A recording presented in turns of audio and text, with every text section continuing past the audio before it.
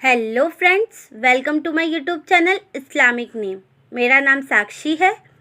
दोस्तों, इस चैनल पे हम आपके नाम से रिलेटेड जानकारी देते हैं, जैसे आपके नाम का मतलब, लकी नंबर, लकी दिन, lucky colour, lucky stone, lucky metals.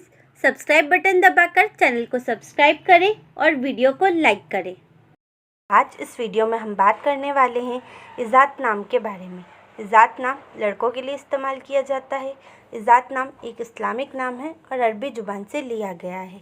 इज़ात नाम का मतलब होता है dignity, prestige, honour and reputation, मतलब प्रतिष्ठा और सम्मान।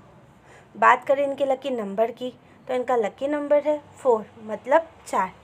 बात करें इनके लकी दिन की, तो इनका लकी दिन है वेडनेसडे एंड फ्राइडे, मतलब बुधवार और शुक्रवार। और बात करें इनके लकी कलर की, तो इनका लकी कलर है ब्लू, ग्रीन एंड येलो, मतलब नीला, हरा और सफ़ेद। और बात करें इनके लकी स्टोन की, तो इनका लकी स्टोन है स्फायर।